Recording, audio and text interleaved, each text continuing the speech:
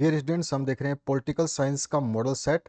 अगर आप अपने क्वेश्चन पेपर के सॉल्यूशंस के लिए अपना पीडीएफ भेजना चाहते हैं जो अभी आपने एग्जाम दिया है, तो वो इस नंबर पे भेज सकते हैं। सभी सब्जेक्ट के भेज सकते हैं। व्हाट्सएप नंबर नीचे डिस्प्ले हो रहा है, पीडीएफ बना के आप भेज देना। चलिए स्टार्ट करते हैं इसके क्वेश्चन के सॉल्यूशन को। यहाँ पे जो क्वेश्चन है, चलिए देख लीजिए। एक्सप्लेन करना है आपको, स्वतंत्रता शब्द का अर्थ आपको बताना है। काफ़ी इंपॉर्टेंट क्वेश्चंस मैं आपको बता रहा हूँ, इनको जरूर देख लीजिएगा। अगर आपने नहीं पढ़ा है तो एक बार जरूर नज़र मार लें। इसके बाद दूसरा जो क्वेश्चन है, राज्य के 4 तत्वों का उल्लेख करना है। नेक्स्ट जो क्वेश्चन है, इसमें आपसे पूछा गया संविधान सभा के सभापति तथा संविधान प्रारूप समिति के अध्यक्ष का नाम जो है आपको लिखना है। आपको याद होगा कि यह हमेशा क्वेश्चन पूछा जाता है, संविधान प्रारूप समिति के अध्यक्ष का नाम बताइए। इसके बाद जो नेक्स्ट क्वेश्चन है, जिला परिषद के कोई 2 कार्य आपको बताने हैं। नेक्स्ट क्वेश्चन की तरफ मूव करते हैं। तो उदाहरण की सहायता से दर्शाइए कि राष्ट्रपति का पद अति सम्मान का पद है। अभी राष्ट्रपति चुनाव भी आने वाले हैं, अभी 2-4 दिनों बाद में, आपके एग्जाम के बाद में। तो देखते हैं राष्ट्रपति कौन बनता है। और इसके बाद में जो छठा है आपका, सार्वभौमिक वयस्क मताधिकार के महत्व का विश्लेषण कीजिए। तो यहाँ पर ये 6 क्वेश्चन हमने देखे। मैं आपको टोटल 3 मॉडल सेट्स बताऊंगा। इसमें तीनों मॉडल सेट्स के क्वेश्चंस को ढंग से देख लेना एक बार, ताकि आप लोगों को कोई दिक्कत ना हो। नेक्स्ट है संप्रदायवाद का अर्थ जो है स्पष्ट करना है। कम्युनलिज्म को आपको स्पष्ट करना है। भारत और चीन के बीच कोई 2 विवाद जो है आपको लिखने हैं। ठीक है, कोई भी 2 डिस्प्यूट आप लिख सकते हैं। उसके बाद में मोहम्मद अली जिन्ना द्वारा प्रतिपादित द्विराष्ट्रीय सिद्धांत का वर्णन आपको करना है। द्विराष्ट्रीय सिद्धांत काफ़ी फेमस है। इसके बाद जो नेक्स्ट क्वेश्चन है, गांधीवाद की किन्हीं 5 विशेषताओं की व्याख्या करनी है। नेक्स्ट जो क्वेश्चन है, सरकार और सरकार के बीच कोई राज्य और सरकार के बीच में कोई 5 अंतर स्पष्ट करने। आप अपने मर्जी से कोई भी 5 अंतर टेबुलर फॉर्म में लिख देंगे। राष्ट्रीय आपातकाल के कोई 5 प्रभाव उजागर आपको करने हैं। इसके बाद जो है नेक्स्ट क्वेश्चन, भारत के सर्वोच्च न्यायालय के न्यायिक पुनरावलोकन की शक्ति के महत्व का विश्लेषण जो है आपको करना है। इसके बाद में नेक्स्ट जो क्वेश्चन है आपका आता है, तो इसमें आता है डिस्क्राइब करना है process of conducting elections in India, यानी भारत में चुनाव करवाने की प्रक्रिया क्या है, वो आपको बतानी है। अभी धीरे धीरे अब हम चुनाव की तरफ फिर से बढ़ रहे हैं, अभी चुनाव होने वाले भी हैं। मानव अधिकारों की कोई 5 विशेषताएं स्पष्ट कीजिए, आपको बतानी है। इसके बाद में नेक्स्ट जो क्वेश्चन है, जनमत निर्माण में सहायक किन्हीं 5 साधनों का जो है वर्णन आपको करना है। नेक्स्ट जो क्वेश्चन है, किन्हीं 4 मौलिक अधिकारों की व्याख्या करनी है। मौलिक अधिकार आप जानते हैं अच्छी तरीके से, और बहुत ही इंपॉर्टेंट क्वेश्चन और फंडामेंटल राइट का बनता है।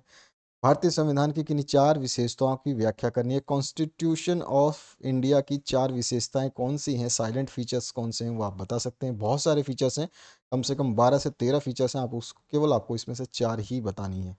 इसके बाद में है आपका भारत के प्रधानमंत्री की स्थिति और उसकी किन्हीं 6 शक्तियाँ उनको मतलब आपको उजागर करनी है, उल्लेख करनी है। भारत के प्रधानमंत्री की स्थिति और उसकी शक्तियाँ। लोकसभा अध्यक्ष को चुनने की प्रक्रिया तथा किन्हीं 6 शक्तियों का उल्लेख करना है लोकसभा अध्यक्ष के बारे में। उसके बाद में नेक्स्ट जो क्वेश्चन है उसकी बात करते हैं। भारत में मानव अधिकार के महत्व का विश्लेषण जो है आपको करना है। इसी को अगर आप नहीं करना चाहते तो अथवा में भी ऑप्शन दिया गया, पर्यावरण के प्रदूषण को रोकने के लिए उठाए गए कोई 4 उपाय सुझाइए। ये सबसे ज़्यादा बच्चे ये करेंगे क्योंकि ये कॉमन क्वेश्चन है। इसके बाद जो नेक्स्ट क्वेश्चन है, इसमें पंचशील के किन्हीं 4 मार्गदर्शक सिद्धांतों को उजागर करना है आपको। और अथवा में पार्ट दिया गया, भारत और संयुक्त राज्य अमेरिका के संबंधों का विश्लेषण कीजिए। इसके बाद 21 जो विकल्प वाला क्वेश्चन है, सेक्शन बी में आ चुके हैं। तो ऑप्शन नंबर 1, या तो ऑप्शन नंबर 1 करिए या ऑप्शन नंबर 2। पहले ऑप्शन नंबर 1 देखते हैं, विश्व व्यवस्था और संयुक्त राष्ट्र। तो इसमें देखिए ऑप्शन नंबर 1 में कौन कौन से क्वेश्चन 21 से चालू होगा, और ऑप्शन नंबर 2 में भी 21 से ही चालू होगा। अभी हम देखेंगे ऑप्शन नंबर 2। ऑप्शन नंबर 1 देखिए, वैश्वीकरण के किसी एक सकारात्मक प्रभाव का विश्लेषण कीजिए।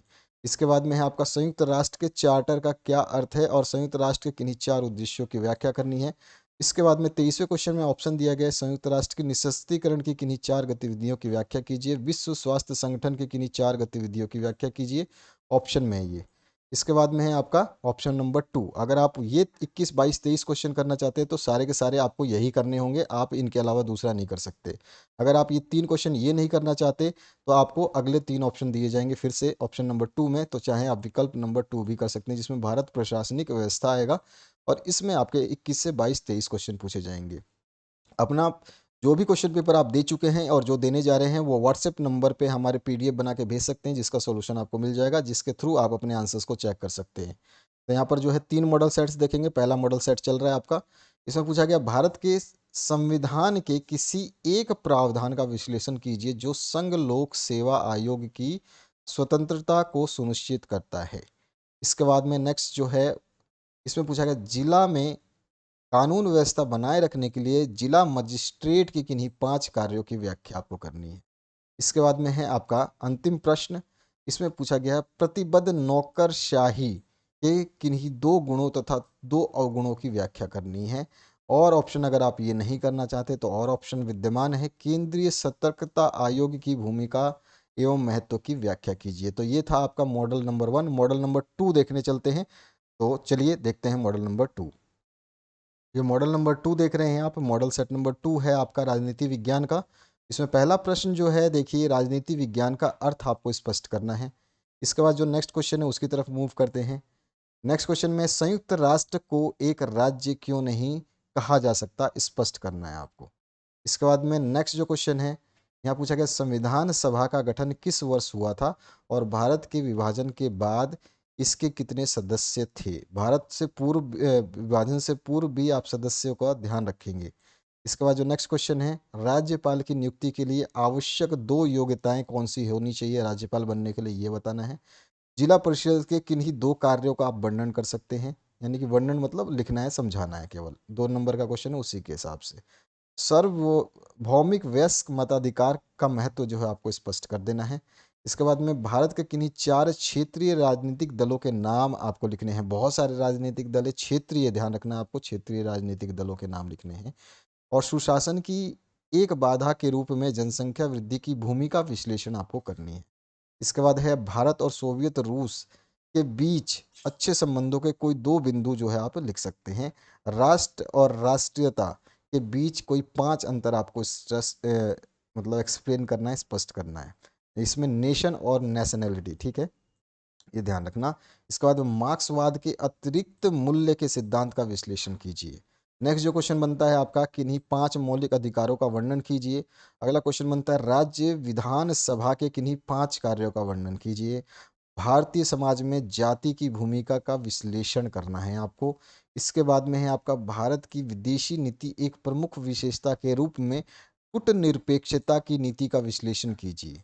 उसके बाद में भारत और पाकिस्तान के बीच तनावपूर्ण संबंधों को घटाने के लिए कोई 2 उपाय या एवं तरीके सुझाइए। इसके बाद है आपका भारतीय संविधान की किन्हीं 4 विशेषताओं का की व्याख्या जो है आपको करनी है। अगर आप ये नहीं करना चाहते हैं तो अथवा वाला ऑप्शन अवेलेबल है। इसमें राष्ट्रीय आपातकाल के किन्हीं 4 प्रभावों की व्याख्या कीजिए। इसके बाद जो है आपका 18 नंबर, संसद के किन्हीं 4 महत्वपूर्ण कार्यों का वर्णन कीजिए। अगला है लोकसभा के अध्यक्ष यानी स्पीकर की कोई 4 शक्तियों एवं कार्यों का वर्णन करना है। स्पीकर लोकसभा अध्यक्ष को बोलते हैं, स्पीकर महोदय भी बोलते हैं, ध्यान रखना है आपको। लोकसभा अध्यक्ष का निर्वाचन कैसे होता है ये भी आपको बताना है। इसके बाद 19 नंबर है, स्वस्थ जनमत की भूमिका का उदाहरण द्वारा मूल्यांकन आपको करना है। और स्वस्थ जनमत निर्माण की किन्हीं 4 बाधाओं का विश्लेषण आपको करना है। तो इन दोनों में से कोई एक ही करना है आपको। 20वां जो क्वेश्चन है, यहाँ पे पर्यावरण संबंधी किन्हीं 4 समस्याओं का उदाहरण सहित व्याख्या कर देनी है। और भारत में राष्ट्रीय मानवाधिकार आयोग की भूमिका जो है स्पष्ट करना है आपको। तो अथवा में है क्वेश्चन, इनमें से कोई भी कर सकते हैं। विकल्प नंबर 1 पे आते हैं, खंड बी में। तो यहाँ पे विश्व व्यवस्था और संयुक्त राष्ट्र, इससे प्रश्न जो हैं आप आंसर दे सकते हैं। और दूसरा विकल्प हम नीचे देखेंगे। आप अपना पेपर जो है पीडीएफ के रूप में हमारे को यहाँ पर जो व्हाट्सएप नंबर डिस्प्ले हो रहा है इस पर भेज सकते हैं। लेकिन आपका पीडीएफ साफ और पहले पन्ने से लास्ट पन्ना होना चाहिए, first page to last page. यहाँ पर वैश्वीकरण के कोई 2 सकारात्मक प्रभावों का वर्णन करिए। कभी कभी वैश्वीकरण के, ग्लोबलाइजेशन के कुछ दुष्प्रभाव या नकारात्मक प्रभाव भी पूछता है, तो वो भी थोड़ा सा आप एक बार जरूर देखें, ठीक है। इसके बाद है संयुक्त राष्ट्र की निशस्त्रीकरण की किन्हीं 2 गतिविधियों की उदाहरण देकर के जो है व्याख्या कर देनी है आपको। नेक्स्ट जो थर्ड पार्ट इसमें पूछा गया, इसमें ऑप्शन आता है, तो इसमें थर्ड पार्ट जो पूछा गया, इसमें पूछा है संयुक्त राष्ट्र विकास कार्यक्रम यूएनडीपी द्वारा प्रारंभ की गई किन्हीं 4 विकास सहायक गतिविधियों की व्याख्या करनी है आपको। अथवा अगर आप ये नहीं करना चाहते तो संयुक्त राष्ट्र के किन्हीं 4 उद्देश्यों की व्याख्या आपको कर देनी है। विकल्प नंबर 2, भारत के ऊपर आ जाते हैं। भारत में प्रशासनिक व्यवस्था तो यहाँ पर जो 21 नंबर आपको विकल्प नंबर 1 करना होगा, तो बस यहाँ पे आपका पेपर खत्म हो जाएगा, आपको आगे नहीं करना होगा। अगर विकल्प विकल्प नंबर 2 करते हैं तो विकल्प नंबर 1 मत नहीं करना है आपको, उसमें से फिर आपको ये 21, 22, 23 क्वेश्चन करने, किसी भी विकल्प में से सारे क्वेश्चन आपको करने होंगे, अन्यथा नंबर आपको नहीं मिलेंगे। कि आपने सोचा कि एक क्वेश्चन यहाँ से उठा दूँ और एक क्वेश्चन यहाँ से उठा दूँ, तो ऐसा ऑप्शन नहीं मिलेगा आपको। या तो आप विकल्प नंबर 1 ही कीजिए या फिर विकल्प नंबर 2 को कीजिए। इसके बाद में आपका नेक्स्ट जो इस विकल्प नंबर 2 में है, कैबिनेट सचिवालय के किन्हीं 2 महत्वपूर्ण कार्यों का वर्णन आपको करना है। इसके बाद में प्रतिबद्ध नौकरशाही की अवधारणा और अर्थ को स्पष्ट करना है। इसके बाद में संघीय लोक सेवा आयोग की स्वतंत्रता को सुनिश्चित करने के लिए संविधान में वर्णित किन्हीं 4 प्रावधानों का व्याख्या कर देना है आपको। और पार्ट में जो है, इसमें पूछा गया भारत में शिकायतों के निवारण हेतु उपलब्ध विभिन्न साधनों और उपायों की व्याख्या आपको करनी है, जो कि आपके बहुत सारे जो है प्रॉब्लम्स होती है, तो उनका निवारण कैसे किया जाता है शिकायतों का, ये आपको बताना है। तो इस तरह से आपने सेकंड वाला पेपर देखा। चलिए अब देखते हैं नेक्स्ट वाला पेपर। ये है मॉडल सेट नंबर 3। तो चलिए देखते हैं सेट नंबर 3 को, यानी कि मॉडल पेपर नंबर 3। इसमें राजनीति विज्ञान को परिभाषित करना है, सेम डेफिनेशन आपको बताई गई है, जिसमें आपसे पहले वाला पेपर जो मैंने दिखाया था उसमें भी यही पूछा गया था। और राज्य की मार्क्सवादी अवधारणा को स्पष्ट करना है, ठीक है, मार्क्सिस्ट कॉम्युन इस कॉन्सेप्ट जो है स्टेट की, वो आपको बतानी है। उसके बाद में भारतीय संविधान की किन्हीं 2 विशेषताओं का उल्लेख करना है। भारतीय संविधान की बहुत सारी विशेषताएं हैं, आप कौन सी विशेषताएं बताएंगे वो आपके ऊपर है। शहरी स्थानीय निकायों के कोई 4 प्रमुख कार्य आपको बताने हैं। इसके बाद में भारत के राष्ट्रपति की किन्हीं 2 वैधानिक शक्तियों का उल्लेख करना है। राष्ट्रपति की शक्तियां आपको बहुत अच्छे तरीके से याद होना चाहिए, प्रधानमंत्री की शक्तियां होनी चाहिए याद आपको, और जो है आपका लोकसभा अध्यक्ष के जो है उनके भी शक्तियां याद होनी चाहिए। सार्वभौमिक वयस्क मताधिकार किसे कहते हैं। इसके बाद में है आपका अच्छे शासन के कोई 2 गुण आपको बता देने हैं। नेक्स्ट है द्वि राष्ट्र सिद्धांत की मुख्य मांग क्या थी, आपको बता देना है। पंचशील क्या है, ये भी आपको बता देना है। इसके बाद में राज्य और सरकार में अंतर क्या होता है, ये आपको बता देना है। इसके बाद में गांधी जी के राम राज्य की अवधारणा क्या थी, ये आपको बताना है। मौलिक अधिकारों और राज्य नीति निर्देशक सिद्धांतों में अंतर स्पष्ट आपको करना है। मौलिक अधिकार क्या होते हैं, राज्य नीति निर्देशक सिद्धांत क्या होते हैं, ये दोनों चीज़ें अलग अलग आपको अच्छे तरीके से पता होना चाहिए। राज्य विधान पालिका के कानून निर्माण संबंधी कार्यों को स्पष्ट करना है आपको। भारत के चुनाव आयोग के गठन का वर्णन और इसकी शक्तियां एवं कार्य क्या है, ये भी बताना है। और भारत में चुनाव जो है किस प्रकार आयोजित किया जाता है, उसको भी पूछा जा सकता है, तो ये भी आपको ध्यान रखना है। इसके बाद में भारत में क्षेत्रवाद के विकास के लिए उत्तरदायी किन्हीं 5 कारणों का विश्लेषण जो है आपको कर देना है। भारतीय समाज में जाति की भूमिका को स्पष्ट करना है। कभी कभी जनसंख्या की भूमिका जब आपका राजनीति में जनसंख्या की भूमिका किस तरह से विविधता पैदा करती है, ये भी पूछा जाता है, कभी कभी घुमाया जाता है क्वेश्चंस को, तो वो भी थोड़ा सा ध्यान रखना है। वित्तीय आपातकाल लगाने की आवश्यकता को तर्कसंगत ठहराइए, ठीक है। इसके बाद में इस प्रकार के आपातकाल के किन्हीं 5 प्रभावों का आकलन कीजिए। और ऑप्शन में है भारत संगठनात्मक होते हुए भी एकात्मक विशेषताएं रखता है। इस तथ्य को स्थापित करने के लिए संघ तथा राज्यों के बीच वैधानिक संबंधों का विश्लेषण जो है आपको करना है। 18वां जो क्वेश्चन है, भारतीय संसद के कानून निर्माण प्रक्रिया को स्पष्ट करना है कि भारतीय संसद जो है इसमें कानून निर्माण प्रक्रिया कैसे होती है। अथवा पार्ट में है भारत के प्रधानमंत्री की शक्तियों, कार्य और भूमिकाओं को स्पष्ट करना है, ठीक है। ये शक्तियां किसी भी मंत्री की पूछी जा सकती हैं, कोई ज़रूरी नहीं है कि प्रधानमंत्री ही हो। 8 नंबर बड़ा क्वेश्चन बनता है, अगर ऐसा क्वेश्चन पूछा जाता है तो 8 नंबर बहुत मायने रखता है। 3 क्वेश्चन कर देंगे, 4 क्वेश्चन कर देंगे तो ऑटोमेटिकली पासिंग मार्क्स आ जाते हैं। 19वां क्वेश्चन है, एक अच्छे पर्यावरण के निर्माण हेतु भारत सरकार द्वारा उठाए गए विभिन्न कदमों का विश्लेषण जो है आपको कर देना है। अथवा पार्ट में भारत में मानव अधिकारों के संरक्षण के लिए राष्ट्रीय मानव अधिकार आयोग की भूमिका और महत्व को जो है आपको स्पष्ट कर देना है।